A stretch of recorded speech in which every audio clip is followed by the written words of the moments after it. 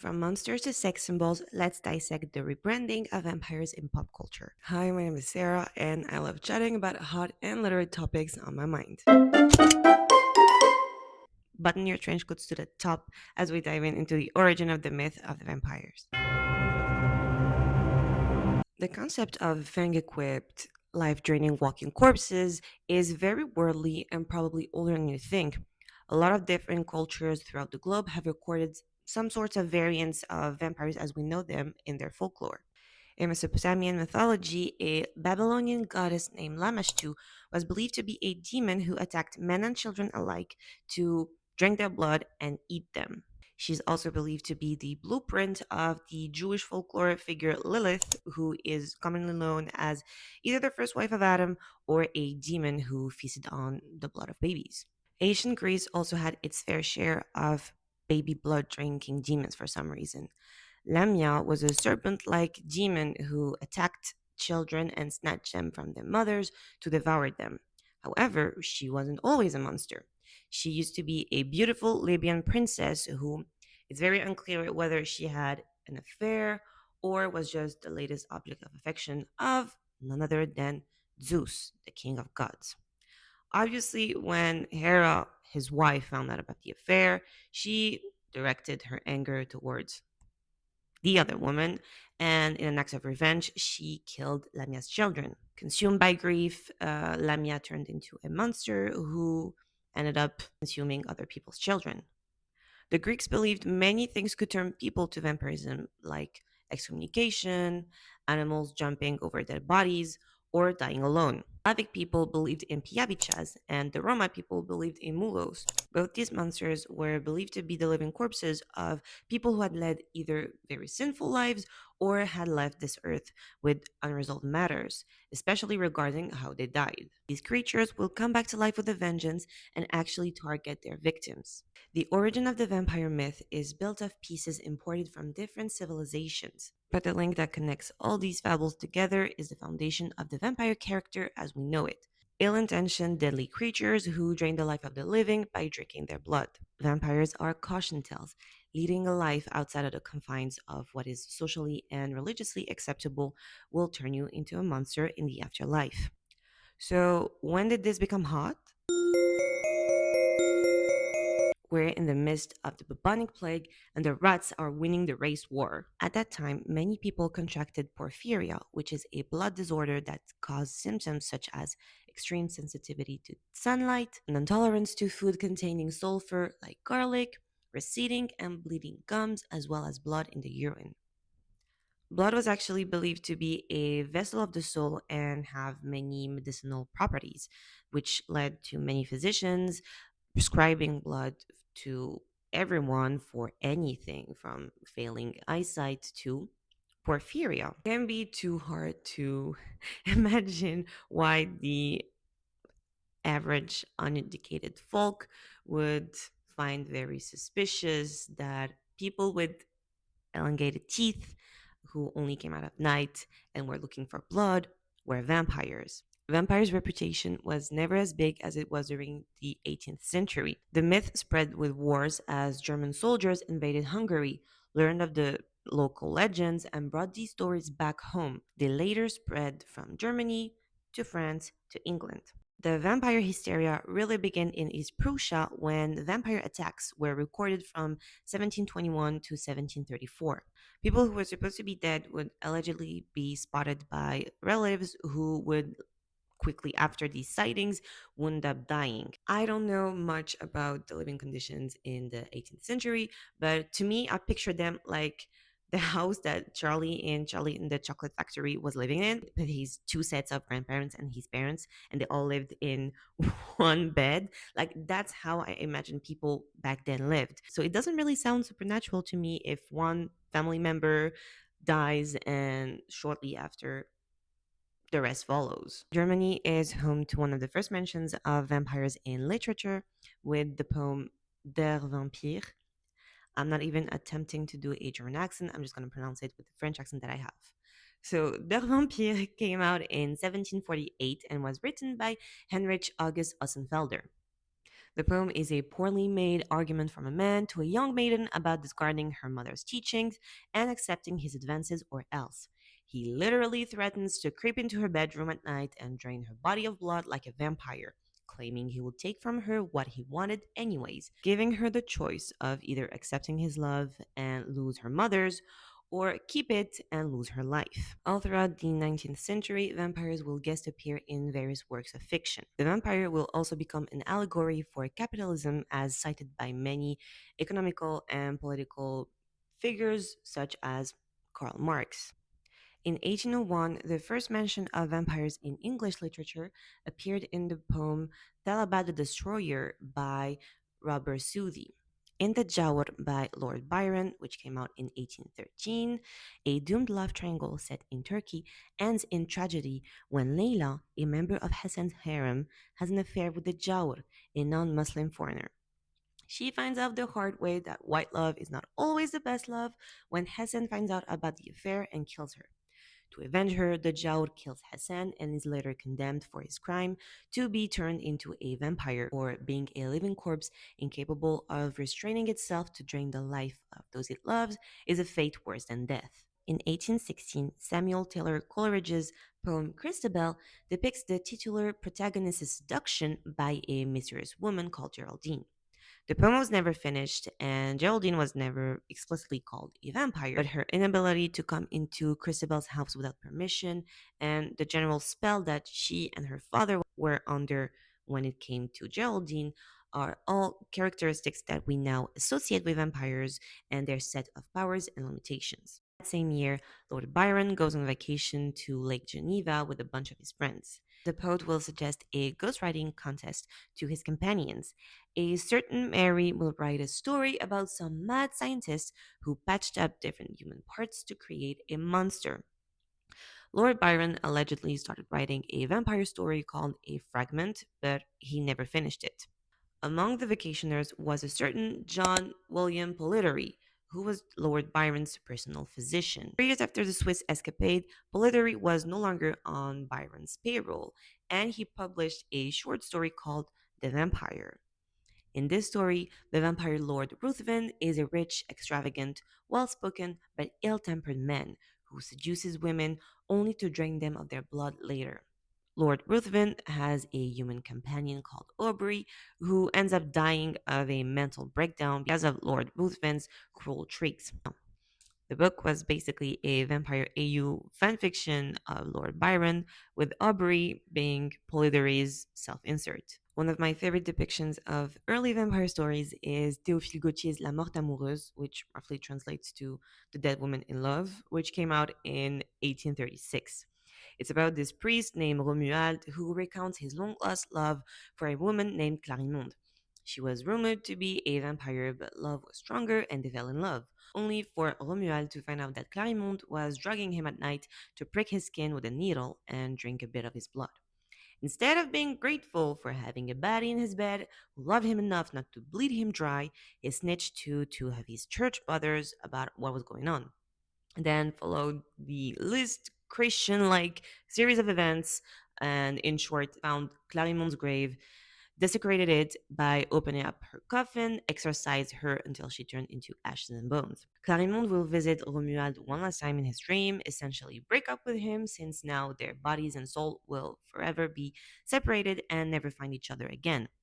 Romuald is left to wonder for the rest of his life if his soul's salvation was worth losing the love of his life. 1845, Varney the Vampire began serialization as a weekly pamphlet distributed in Victorian England. Varney introduced to fiction most of the tropes that we now associate with vampires: fangs, bites in the neck, superhuman strength, and hypnotic powers. However, Varney also depicts what a day in the life of a vampire is like, which include, but is not limited to, depression, suicide ideation, and self loathing. Varney will be followed by the introduction of Sheridan Le Fanu's Carmilla, which was the first explicit depiction of female vampire and one of the founding mothers of the femme fatale trope. It is most likely that Carmilla was inspired by Geraldine, which later on inspired the Brides of Dracula in, you guessed it, Bram Stoker's Dracula. The vampiric characterization of Dracula was a accumulation of all the lore crafted around vampires for centuries now. Fangs and bloodthirst aside, the iconic vampire is speculated to draw inspiration from a real figure as well.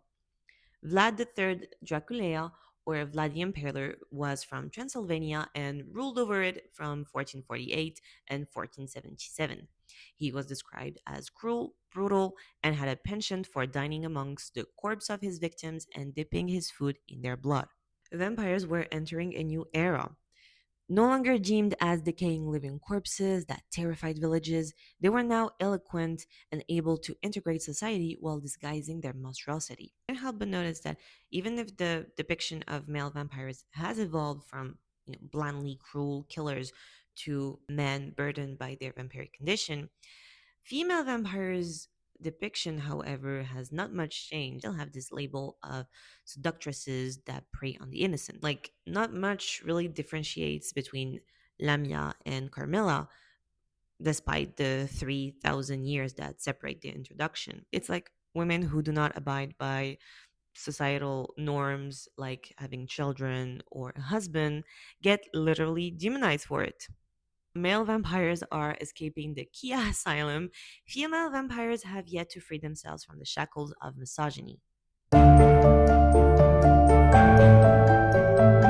Mimicking their literary journey, Vampire's introduction to cinema showcased the most monstrous side of the characters. The German silent film Nosferatu, a symphony of horror, the first cinematic depiction of vampires, portraying a facially challenged Count Orlok as the titular monster. The disfigured Nosferatu is a far cry from the distinguished Count Dracula, but the inspiration was so palpable that Stoker's widow sued the studio that produced the film for copyright infringement. 10 years later, Universal Pictures would adapt Bram Stoker's magnum opus. With the introduction of a dead and breathing Dracula to film, new vampiric constructs were created for the silver screen. Dracula had an unlimited face and credit card, manners, and sensibility. Bela Lugosi's rendition of the Count longs for Mina, his bite to her neck slow and sensual, like a kiss you would give your lover, rather than a sentence administered to your victim. This marks one of the best PR moves for vampires. Viewers can relate to Dracula's longing and desire. Vampire was no longer an evil creature who uses his wits and powers to kill, but also to conceal how he truly feels, lonely and at war with his own nature. Dracula is the allegory of man's nature versus nurture dilemma, battling against one's penchant for sinning by seeking salvation. Vampires have now been admitted to the tortured anti hero department. Their abiding fate was the source of their broodiness and their real identity a secret they must conceal from people. Bonding with mortals beyond the goal of feeding on them, mainly to form a romantic connection, was a rebellious act in and of itself against their own nature, which made the vampire of the 20th century a real Byronic hero, as compelling as he was complex. A Byronic hero is a type of fictional character who is moody, brooding rebel, often one hunted by a dark secret from his past. The term describes the type of main character found in many fictional works by Lord Byron, who is said to have had this type of personality. It feels like we've come full circle. A bit more nuanced than Polidori's vampiric caricature of Lord Byron, mid 20th century vampires can't help that their survival resides in the demise of mortals, and like the Byronic hero poster children they've become, they resent their monstrous nature and lament their fate, which makes us pity them. Vampires found their voices in the 70s through memoirs like Fred Saberhager's The Dracula Tape, which was a retelling of Bram Stoker's Dracula through the point of view of the main character, or Anne Rice's Interview with the Vampire. The emotional vulnerability portrayed by Rice's Louis de Pontdulac bridged the vampire's image between a Byronic and romantic hero. The romantic hero is characterized by an individual who embodies strong emotions, idealism, and a sense of yearning for freedom or transcendence. Figure often stands in opposition to societal norms and is marked by a deep connection to nature, personal struggles, and a quest for authenticity. In the context of French Romanticism, the romantic hero reflects the movement's emphasis on individual experience, emotional depth, and the glorification of the extraordinary. Where the Byronic hero is more brooding, self loathing, and all over emo. Romantic vampire is all of those things and in touch with his emotions. He recounts to the journalist Daniel Molloy his vampire journey with his maker, the French vampire Lestat de Lioncourt, with whom he had a dubious homoerotic relationship with in the books and in the 1994 movie that turned explicitly yaoi in the 2022 TV show remake. The first vampire novel to be published in the romantic genre is Chelsea Queen Yarbrough's Count Saint Germain series, with the first book, Hotel Transylvania, coming out in 1978. The series follows Count Saint Germain's adventures throughout history, such as 13th century China or the Great Depression. Late 20th century vampires have effectively rebranded their image from monsters to tragic romantic heroes. They now have more in common with humans who can empathize with them. Both humankind and vampire kindred sin and strive to redeem themselves. But when did Nosferatu get veneers and buccal fat removal? As we know, vampires have in some way or another always been associated with seduction. The bite in the neck is a fairly obvious allegory for first time the penetration of the skin and the drawing of blood. Virginity is a state, whether you think it's a social construct or not, and losing it is irreversible, much like death. Not really surprising that in the 19th century, which is a more Puritan era of humanity, virginity represented innocence and sexuality, the disease that tainted that innocence and damaged it permanently. Bram Stoker actually reaffirms the belief of that time very obviously with the character of Lucy.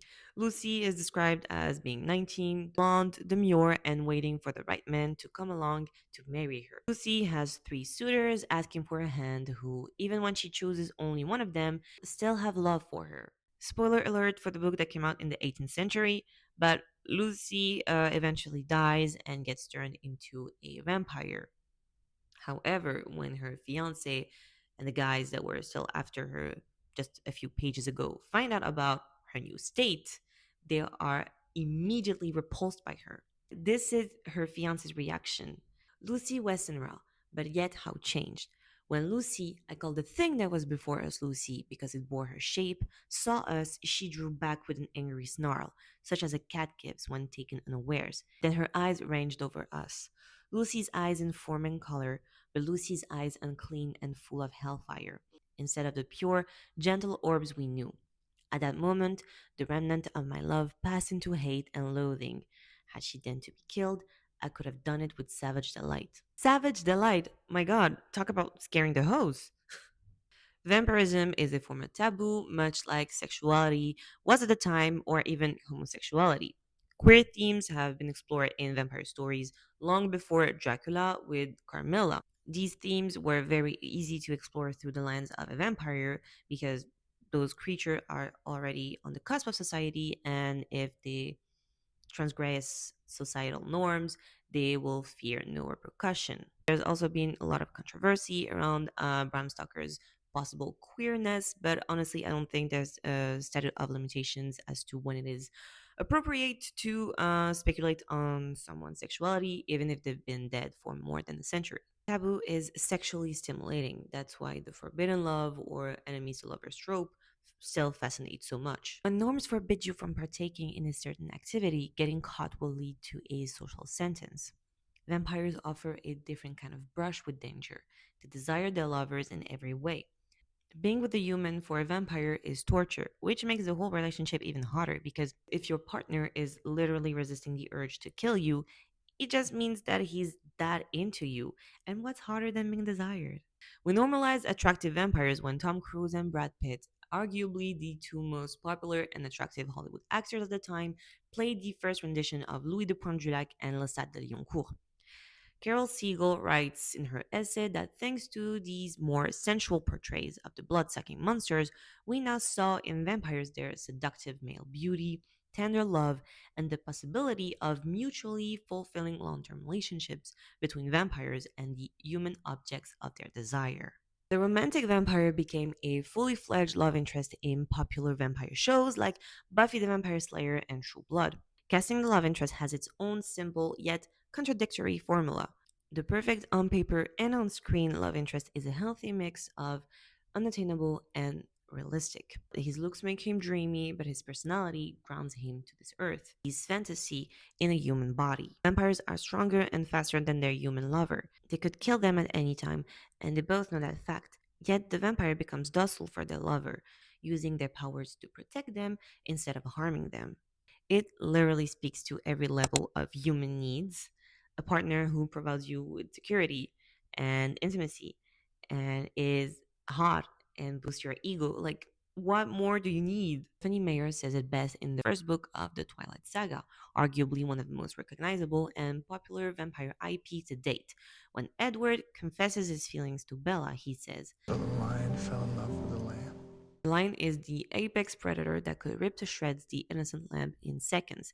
They also don't come from similar habitats, but we do understand that the lion will always have the upper hand. However, that lion loves the lamb, and even if they come from different worlds, one of which the lamb is nothing more than food for the lion, the latter battles against his natural instincts and purposefully loves the lion for what it is instead of how it tastes. Now, when it came to casting the now sexy vampire, the only right answer was to morph the previous pale, bloody lip monster to a white boy of the month. A strong, defined jawline to better showcase his brooding when he mews, cheekbones as sharp as his teeth, floppy, shiny hair to run your fingers through when he allows you to kiss him, and stormy eyes that lit up when he gets angry at you for putting yourself in danger.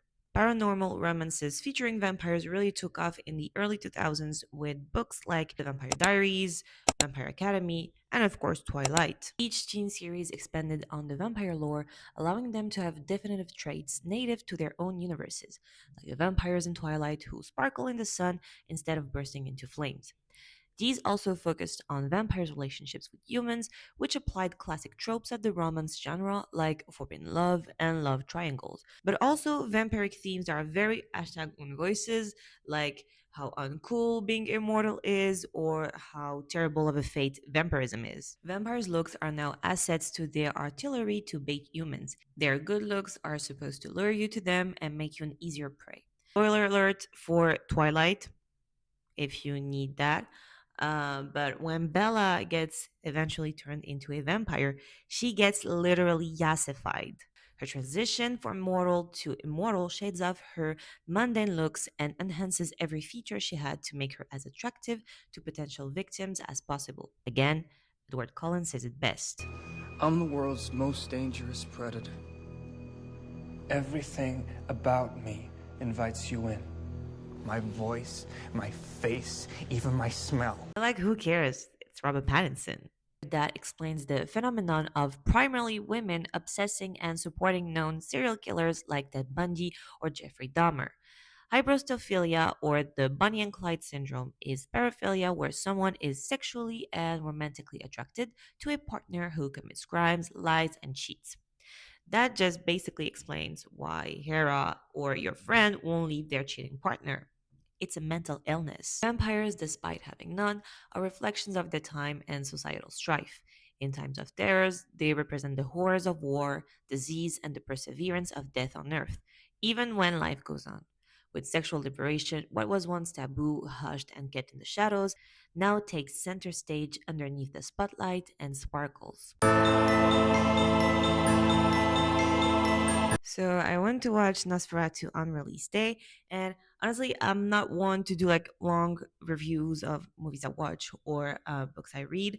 I only have to say that I very much enjoyed it. The first act of the book was a bit slow to start for me, but nonetheless, it was an amazing movie. Great ensemble cast. Lily Rose Depp tore as Ellen. The only the only two critics that I have about this movie will be the wigs. They were really, really bad. Like, for such a good movie, that is, the costume design was amazing, the cinematography was beautiful. Why were the wigs so cheap looking?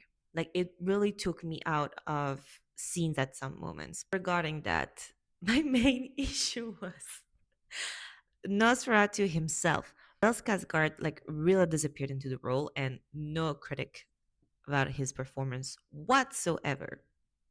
But what the hell was that? This was my image of Nosferatu. The long teeth, Dumbo ears. That was what I was expecting. I was kind of expecting a yassified version of that. Honestly, I was looking forward to it. But why did we get the corpse of Vlad the Impaler?